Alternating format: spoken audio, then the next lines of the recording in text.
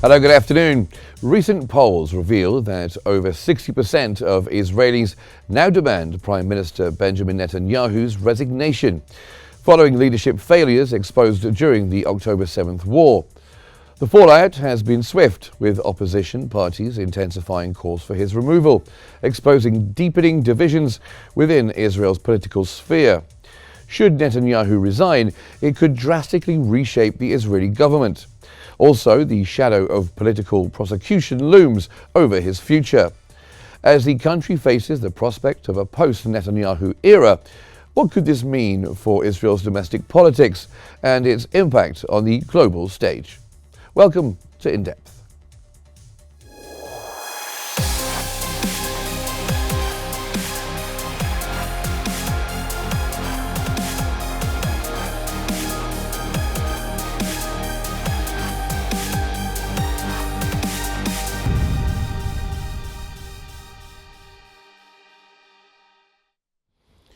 The Jerusalem Post has said that Israeli leadership has a reoccurring issue with taking responsibility without meaningful follow-through, especially during a crisis. Israeli occupation forces Chief of Staff Lieutenant General Herzi Halevi's initial admission of failure after the October 7th war was praised, but his inaction in stepping down for 15 months highlighted the gap between verbal acknowledgement and actual accountability. Halevi finally resigned after new details of his mishandling of the situation emerged. However, his delayed resignation and the failure to hold others accountable sent a troubling message within the Israeli occupation forces. While his resignation offers an opportunity for renewal, it also underscores the importance of a rigorous investigation into the events leading to the disaster and the need for political and military leaders to prioritize accountability. A recent poll by Maariv has revealed growing discontent with Israeli Prime Minister Benjamin Netanyahu's leadership, signaling a shift in the political landscape. According to Palestinian Chronicle, if elections were held today, Netanyahu's Likud party would lose 2 seats, leaving it with 21, while Otzma Yehudit, led by Itamar Ben-Gvir, would gain momentum, increasing to 9 seats. The opposition, including Benny Gantz's National Unity Party and Avigdor Lieberman's Yisrael Beiteinu, is set to make modest gains, outpacing Netanyahu's coalition, which would secure just 51 seats compared to 59 for the opposition. Also, 62% of Israelis, including 18% of Likud voters, are calling for Netanyahu's resignation due to his handling of the October 7th war. These trends suggest a turbulent political future for Israel.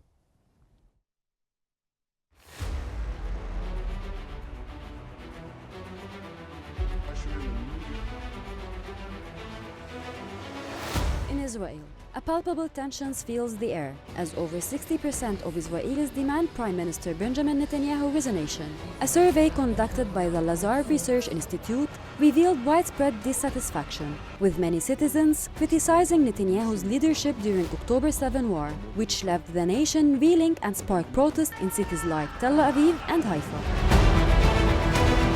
The opposition, led by figures such as Yair Lapid, has rallied citizens, asserting that Netanyahu's administration is the most right-wing in Israel's history and calling for immediate elections. Notably, only 28% of respondents expressed confidence in the government's ability to successfully negotiate a prisoner exchange deal with Hamas, further amplifying demands for accountability. Protests intensified following accusations that Netanyahu's government obstructed crucial negotiations for ceasefire and a prisoner swap with Hamas. Demonstrators carried banners demanding accountability, while families of detainees voiced anguish over the government handling of the crisis. Amid this turmoil, high-profile resignation within the military have added to the growing calls for Netanyahu to step down, with critics labeling his leadership as catastrophic. As Netanyahu navigates these turbulent waters, he faces dissent not only from the public, but also from within his coalition. Some members have threatened to withdraw support from military actions against Gaza do not continue, complicating his already precious political position. With each passing day, the pressure mounts, leaving Netanyahu at a crossroads. adapt to the shifting tides of public opinion, or risk being swept away by a wave of discontent that could reshape Israel's political future.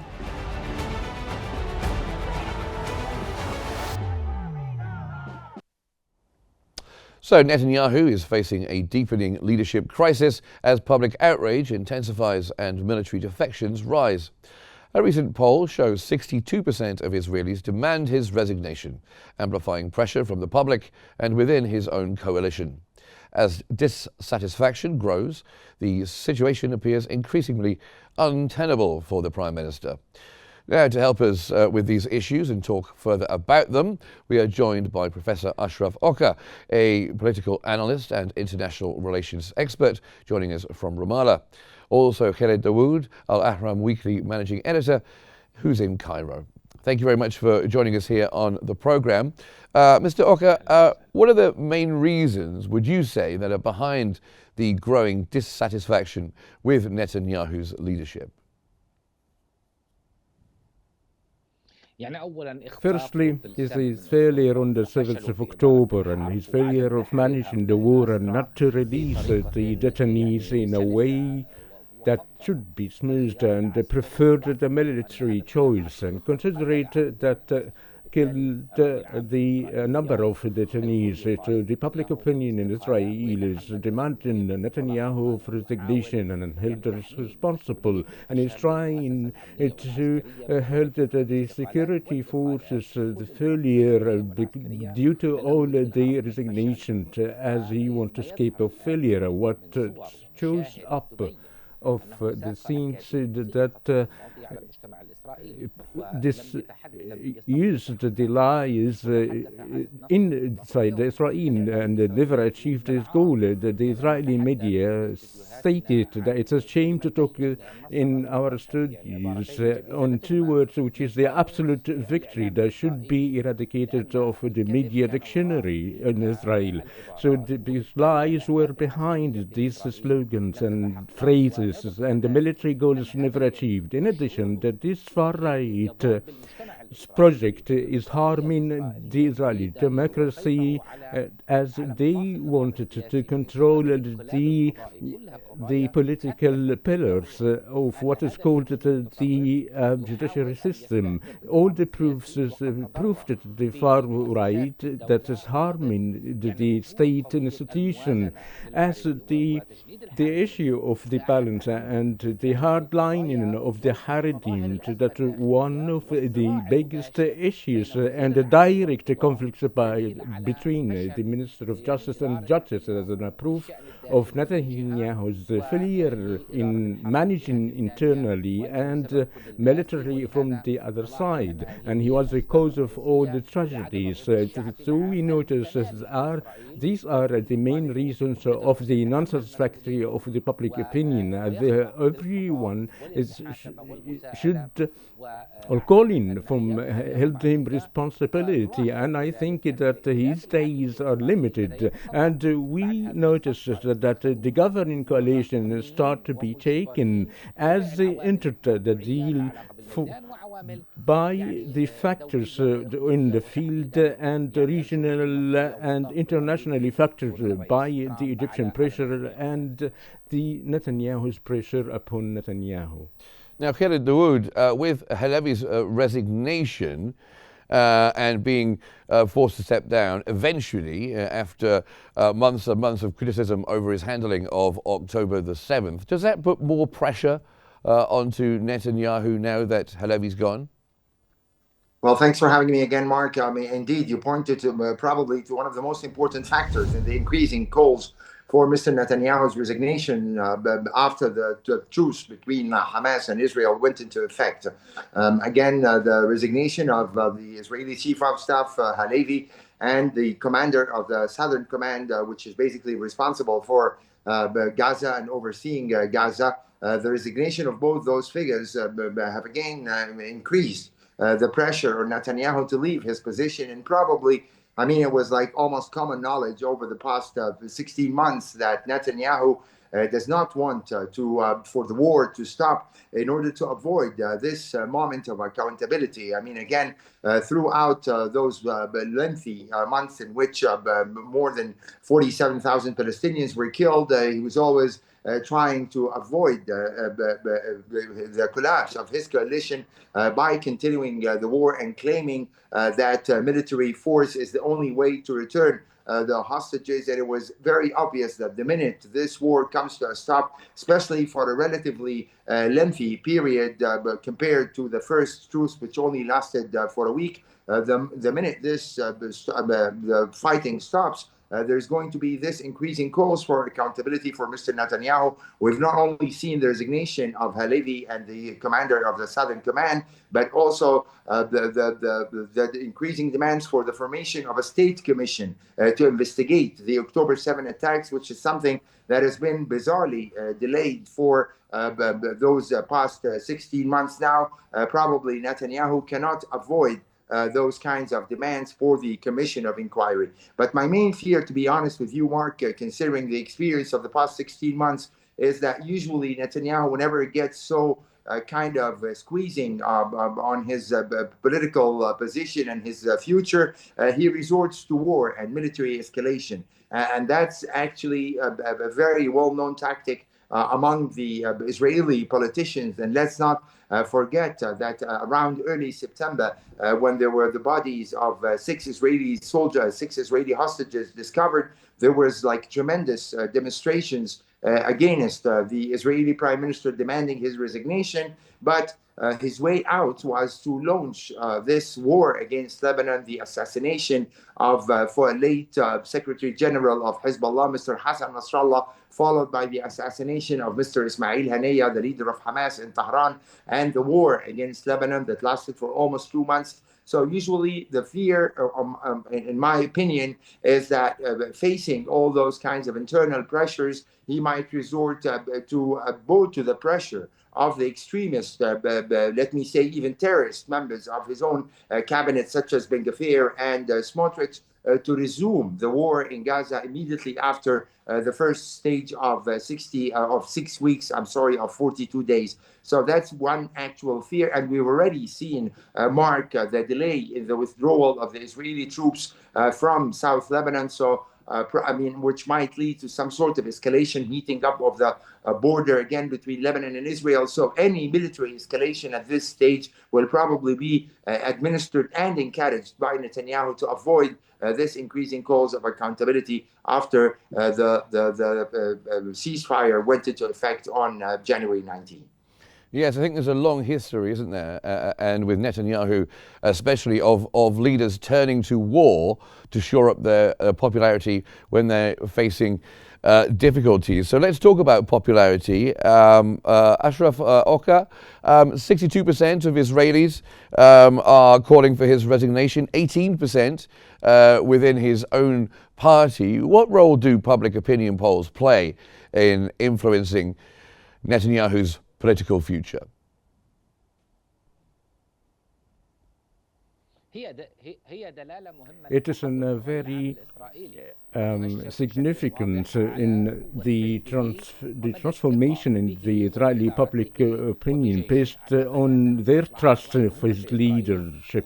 And I think the polls are very significant as they are weekly made by the biggest news due to their political diversity. So it's a clear evidence of the nature of orientation and directions of public opinion and the strengths of the political party. But there is some sort of a shift in the Israeli public opinion that shows that there is something new in the patriotism political map, as it is flexible to larger scale, that they can change for a specific time that affect the nature of the scene and in the Knesset. That shows that Netanyahu is suffering in a very critical crisis, and the outrage of the public institutions, as he considered that he has the majority, and if the far right parties behind him in this confrontation, and even they have the same destiny, if the government would fall, so it means the fall of the far right, and they won't go back to the politics in the upcoming years. So the far right, due to their internal and external dimensions and their tackling with it in his file, as well as the political interest and calculation, and have nothing to do with the security of Israel, as said by the veteran and expert, that there is a damage of the security in Israel, but the political calculations that overwhelmed his policies, even up till now, in one time, in one term, they damaged the relations to the sabotage the relationship with Netanyahu. So the matter has reached to the truth, and I think the fate of this deal and its track, Netanyahu wouldn't be able to stop it, as the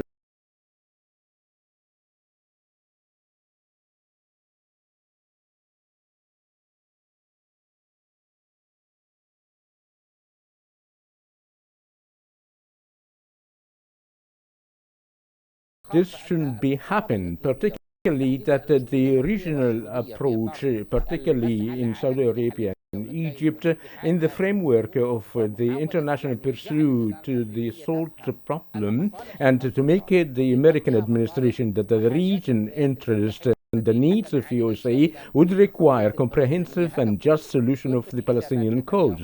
This would make Netanyahu's calculation turbulent, and we've noticed how did he responded to the Trump's demand, in addition to all the field challenges, political challenges, and the image of Israel in the world.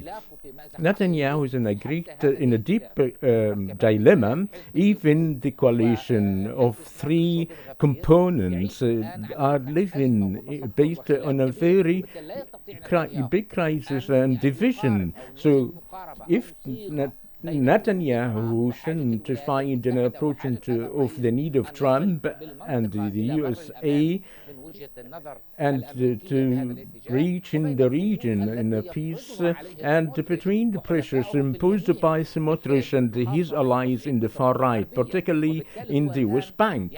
Escalation, therefore, his maneuvering is very limited, and I think at the end of the 42 term will see a great shift of such internal interactions within Israel that would lead that there is are closely to have a new shape of a new government. If this would be falling, or to hold Netanyahu accountable, and to activate or rather, America would impose to the entrance of Gantz and Eshkun in the government in order to get rid of Smotrich. But it seems that the America that hosted leaders of opposition, on top of which Benny Gantz and Lviv, insertion in these pursuits to create a critical change in the government. And I think one of the most important of Trump's pursuit lately is how to get rid of Netanyahu, or to the minimum symmetry, and to change the internal landscape that is governing inside Israel. And coming back to you, Khaled Dawood, we mentioned that poll, and the poll putting it at 18% of Netanyahu's own party would like him to stand down. What do you make of that?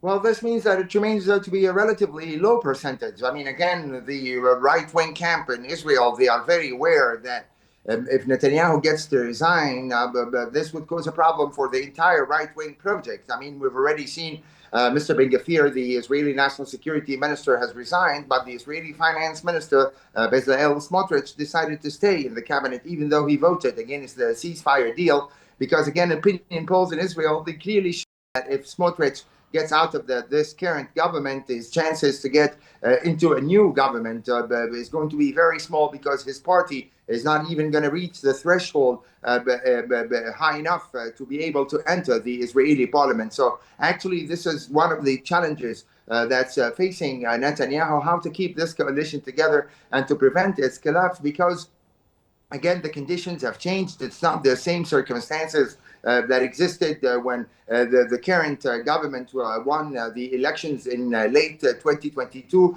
So, pardon, late 2022. So it's a different situation right now. I agree with Dr. Ashraf from Ramallah about the pressure that's being practiced by the new American administration. I mean, again, there's no question that the Trump administration is one of the most pro-Israel, pro-Zionist cabinets in the recent U.S. history, considering the figures that are members of this government. But obviously, Trump, like many other world leaders, have had enough with the tricks that are being practiced by Netanyahu. And we've already seen signs from Trump, despite his strong support of Israel, saying it's their war, not our war, and that he does not necessarily support this continuation of endless war in the Gaza Strip, in the West Bank, or in Lebanon, because obviously the new American president is looking for new deals, is looking for improving relations with key Arab partners such as Saudi Arabia, United Arab Emirates, and Egypt.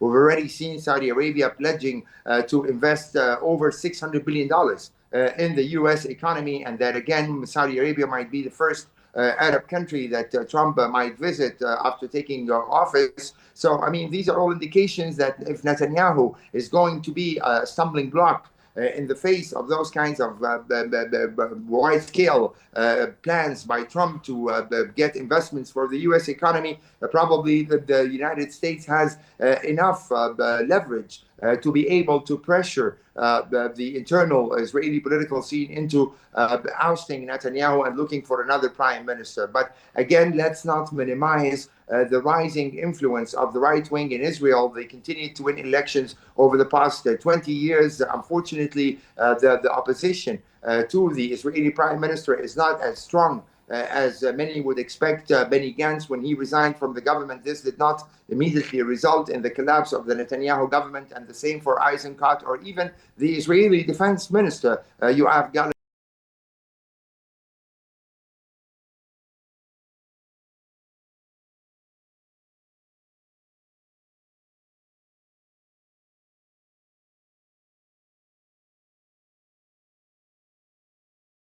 Kind of main characteristics that he prides himself in, that he can always overcome political difficulties and make maneuvers and make new alliances or make new deals that will continue to keep him in his position. Of course, the situation right now is different because of October 7 attacks, because of the situation of the Israeli hostages and how the deal is going to be carried out, but we're still not certain that Netanyahu will disappear from the political scene, as many of the opinion polls have previously shown, but he managed to defeat those opinion polls and continue in his position.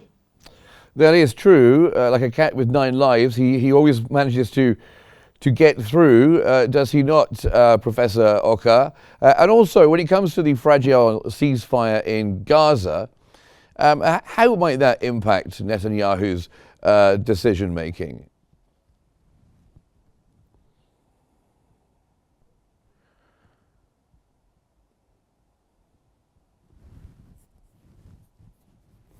I think the truce is very important of its formulation, regarding its formulation and its phases, and the Israeli families were requesting to the necessity of executing the truce in one phase. And there's always concern that the process wouldn't consume that's why we've seen a demonstration, particularly in the three phases, and will be in create some sort of direct criticism for Netanyahu and how to tackle the crisis or the file of the detainees. And we've seen the argument about the detainees, Erbil Yahud, and taking the protesters trying to affect their sentiment on how to manage this issue. As the Netanyahu administration is trying to affect the nerves and the sentiments of the Palestinian and the Israeli. But I do not think that the truth is taking a long time, full of details and complexities. But I'm fully confident that our brothers in Egypt have built this deal that won't allow anyone to sit back. But the process of the releasing the detainees complete in the first phase till the last day. That would we might see in a direct criticism and protest. In addition. Okay, I'm going to have to stop you there. I do apologise, but we were just out of time. But I would like to thank both my guests for joining us here on Qnews. Professor Ashraf Oka, who is a political analyst and international relations expert, joining us from Ramallah, and Khaled Dawood from Al Ahram Weekly and managing editor there. Thank you both for joining us here on Qnews. Netanyahu's leadership is under siege as public discontent, coalition pressures and international demands for peace grow. His ability to navigate these crises will shape his political future and Israel's trajectory. That brings us to the end of today's episode of In Depth, and thanks for watching, and stay tuned for more updates and programs here on Qnews.